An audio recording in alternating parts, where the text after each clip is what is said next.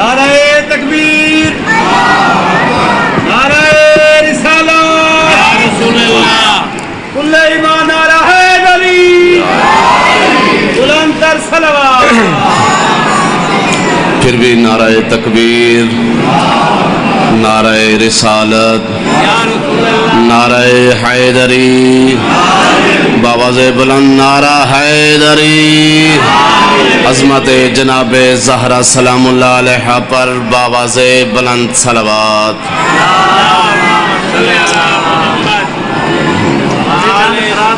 اعوذ باللہ من الشیطان الرجیم، بسم اللہ الرحمن الرحیم۔ الحمد للہ المتفضل المنان المتطول الحنان، بسم اللہ، المتوحد بالکبریاء والعظمت والسلطان، الذي من رحمته منا علينا بالإيمان وكره لدينا الكفر والفسوق والعصيان،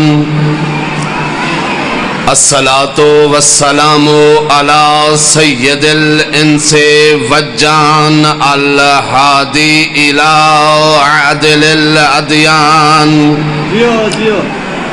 وامینہ الدائی عبادہ الى عبادت الرحمن، المبعوث بأوضح البرهان والناطق بأفصح اللسان، أعني أبا القاسم محمد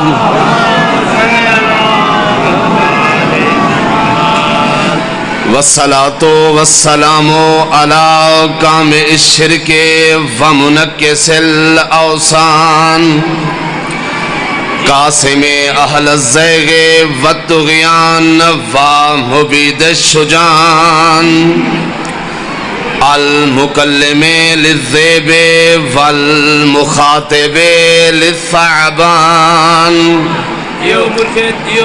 امیر المومنین و امام المتقین و یعصوب الدین و قبلۃ المحققین،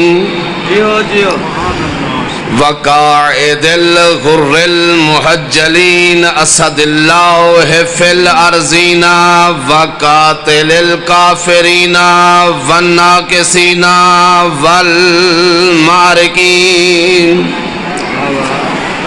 وآلہ الطیبین الطاہرین المعصومین، الذین اذهب اللہ عنہم الرجس وطہرہم تطہیرا،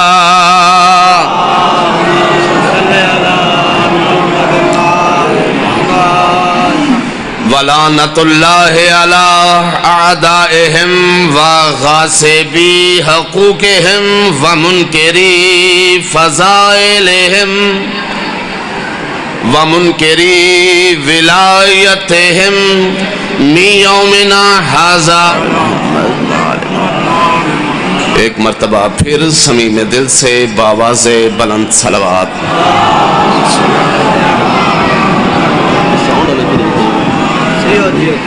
میرے معزز سامعین، محبان آل محمد، ارباب ولایت حق، شیعان حیدر کرار، سب سے پہلے حمد و ثنا ہے اس پروردگار عالم کی بارگاہ میں، اس مدبر الامور کی بارگاہ میں کہ جو شب کے جبڑے سے صبح کی زبان برآمد کرتا ہے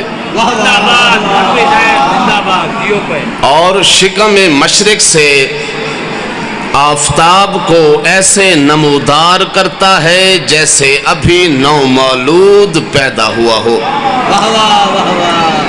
اور سورج کو اس کی کرنوں کے قافلے کے ساتھ مغرب کے قبرستان میں دفن کرتا ہے، اور رات کو سیاہ چادر اڑا کر اس کے اوپر ٹمٹماتے ہوئے ستاروں کو پھول بنا کر پھینکتا ہے۔ خصوصاً درود و سلام ہوں ان ذوات مقدسات پر، ان سبب خلقت کائنات پر کہ جو انگشت کی پشت پر لگے ہوئے ناخون کے ہلکے اشارے سے ڈوبے ہوئے سورج کو واپس پلٹا کر بتاتے ہیں کہ ہم ہی اللہ کے ولی ہیں۔ سلامت رہیں میرے قبلہ، سلامت رہے میرے قبلہ۔ یہی معیار سماعت ہے ذکر آل محمد سننے کا۔ خدا ان ہاتھوں کو سلامت رکھے جو ذکر آل محمد میں بلند ہوتے ہیں۔ توجہ ہے میرے قبلہ۔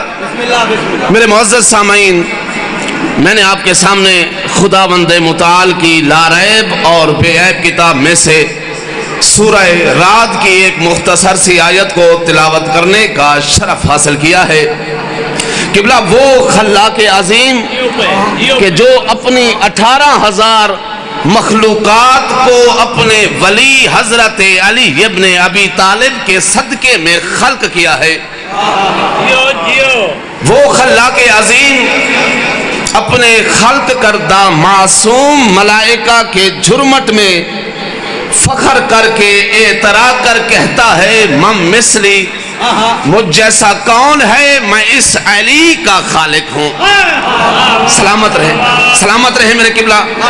وہ خلاق عظیم سورہ رعد میں اپنے خلق کردہ معصوم ملائکہ کی معیار عبادت کو قبلہ توجہ ہے، اپنے معصوم ملائکہ کی معیار عبادت کو بیان کرتے ہوئے ارشاد فرما رہا ہے بسم اللہ الرحمن الرحیم یسبح الرعد بحمدہ والملائکہ من خیفتہ۔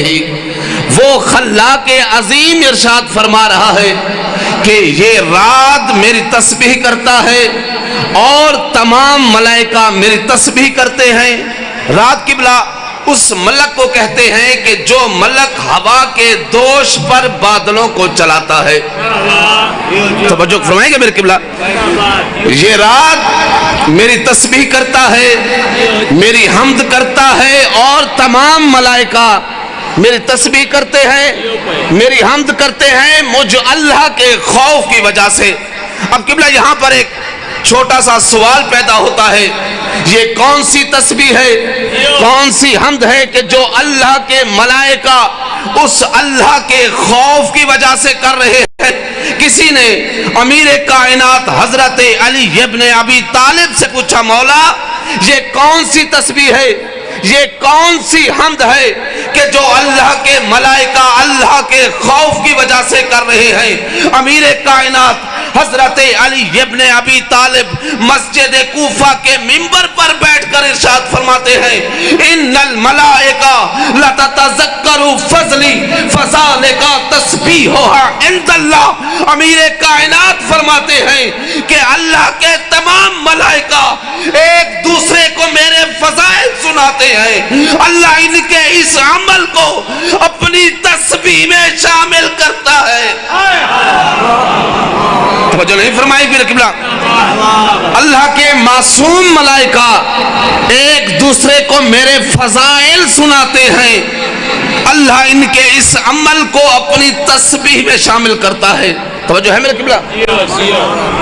یہ ہے قبلہ اللہ کے معصوم ملائکہ کی معیار عبادت کہ اللہ کے ملائکہ اللہ کی تسبیح کر رہے ہیں، اللہ کی حمد کر رہے ہیں اللہ کے خوف کی وجہ سے۔ انبیاء کا معیار عبادت دیکھتے ہیں کہ انبیاء کس معیار پر اس خدا کی عبادت کرتے ہیں۔ سماعتیں بیدار ہیں میرے قبلہ۔ ایک مرتبہ بآواز بلند صلوات۔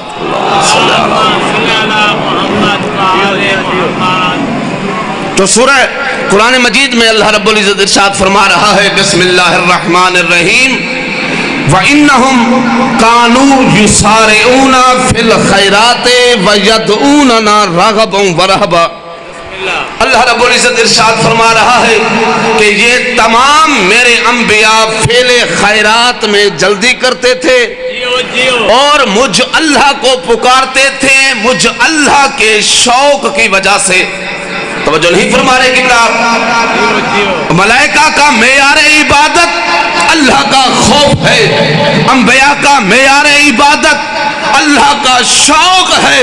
پوری کائنات عالم میں فقط ایک ہستی ہے، امیر کائنات حضرت علی ابن ابی طالب، جو اپنے مصلی عبادت پر اپنا سر سجدے میں رکھ کر یہ کہتی ہے پروردگار نہ مجھے تیری جنت کا لالچ ہے، پروردگار نہ مجھے تیری جہنم کا خوف ہے، تیری عبادت کرتا اس لیے ہوں کیونکہ تو لائق عبادت ہے. سلامت رہے میرے قبلہ، سلامت رہے میرے قبلہ. یہی معیار سماعت ہے ذکر آل محمد سننے کا. یا علی یا علی. سلامت رہے میرے قبلہ. امیر کائنات فرماتے ہیں الہی وجدتک کما احب فاجعلنی کما تحب. امیر کائنات فرماتے ہیں پروردگار میں نے تجھے ایسے پایا ہے جیسے میں علی چاہتا تھا. فاجعلنی کما تحب. پروردگار اب مجھے بھی ایسے بنا دے جیسے تو چاہتا ہے. یہ کلمات اسی زبان سے نکل سکتے ہیں کہ جس زبان پہ لسان اللہ کی سٹمپ لگی ہو، جس زبان پہ اللہ کی زبان ہونے کی مہر لگی ہوئی ہو. حوزہ علمیہ نجف اشرف تک کا ضامن ہو. توجہ ہے میرے قبلہ. ام المسلمین حضرت عائشہ سے روایت ہے، حضرت عائشہ فرماتی ہیں کہ ایک دن امیر کائنات محمد مصطفیٰ اپنے گھر میں موجود ہیں. اتنی دیر میں امیر کائنات گھر میں تشریف لاتے ہیں. رسول کائنات کھڑے ہو کر اپنے بھائی حضرت علی ابن ابی طالب کا استقبال کرتے ہیں. اپنے بھائی کو اپنے گلے سے لگاتے ہیں، کبھی اپنے بھائی کے لبوں کا بوسہ دیتے ہیں، کبھی اپنے بھائی کے رخساروں کا بوسہ دیتے ہیں، کبھی اپنے بھائی حضرت علی کی جبین مقدس کا بوسہ دیتے ہیں. حضرت عائشہ فرماتی ہیں کہ رسول کائنات مجھ سے مخاطب ہو کر فرماتے ہیں یا عائشہ ھذا اخی علی ابن ابی طالب. اللہ جانے کیا سن رہے ہیں آپ، اگرچہ میں اس علاقے کا ہوں. یا علی یا علی یا علی. سلامت رہے میرے قبلہ. حضرت عائشہ فرماتی ہے کہ رسول کائنات نے مجھ سے مخاطب ہو کر کہا یا عائشہ ھذا اخی علی ابن ابی طالب. عائشہ یہ میرا بھائی حضرت علی ابن ابی طالب ہے، اس کا گوشت میرا گوشت ہے.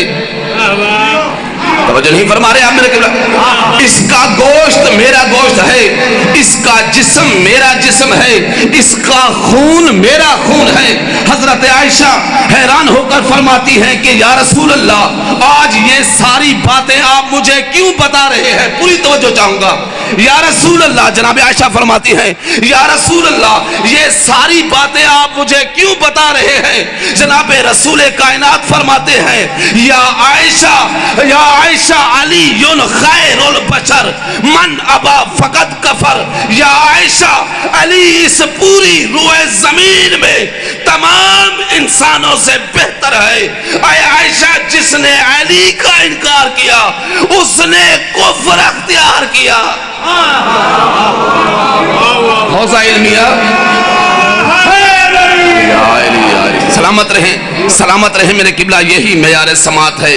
پریشان ہو کر نہیں سننا. حوزہ علمیہ نجف اشرف تک کا ضامن ہوں اور حوالے کے ساتھ بات کرتا ہوں اور اکثر کہا کرتا ہوں کہ شیعان علی کی ہر بات یا قرآن سے ہوتی ہے یا معصومین علیہ السلام کے فرمان سے ہوتی ہے.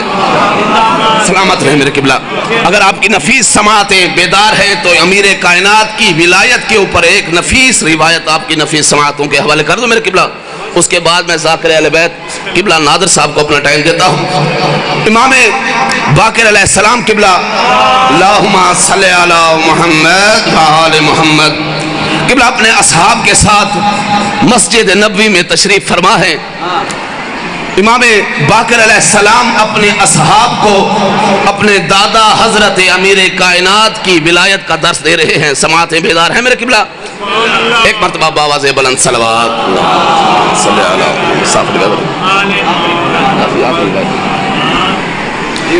امام باقر علیہ السلام صلی اللہ محمد وآل محمد اپنے اصحاب کو اپنے دادا کی ولایت کا درس دے رہے ہیں۔ قبلہ دور سے ایک ہوا میں پرندہ اڑتا ہوا آیا اور سامنے والی آ کر دیوار پر بیٹھ گیا۔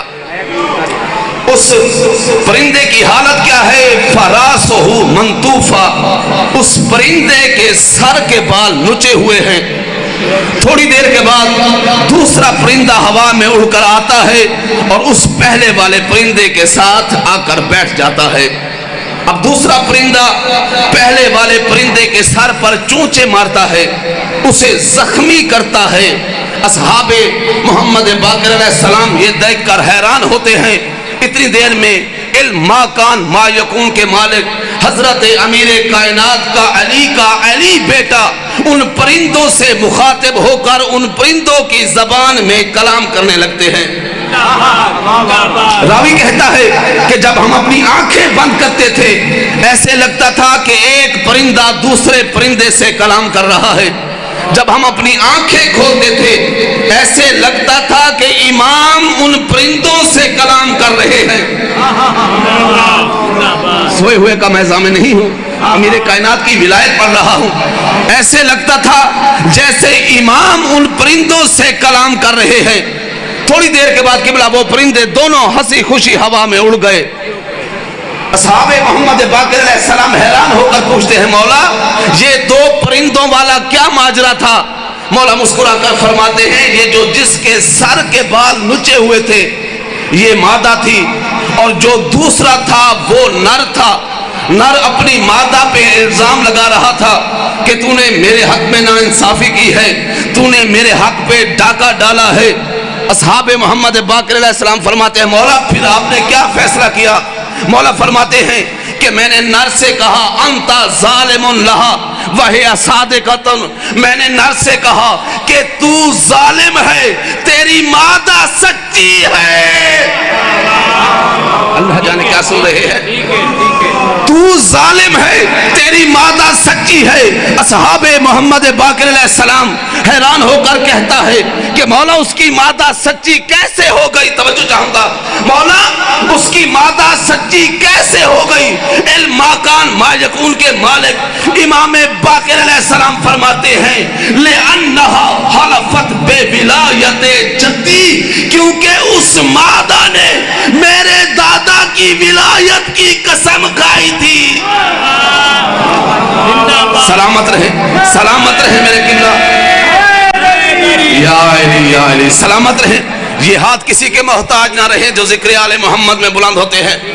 محمد باقر علیہ السلام کا صحابی پھر حیران ہے، پریشان ہے، مولا آپ کے دادا کی ولایت اتنی اہم ہے، توجہ چاہوں گا، آپ کے دادا کی ولایت اتنی اہم ہے، اتنی ضروری ہے۔ مولا فرماتے ہیں یہ بتا میں کون ہوں؟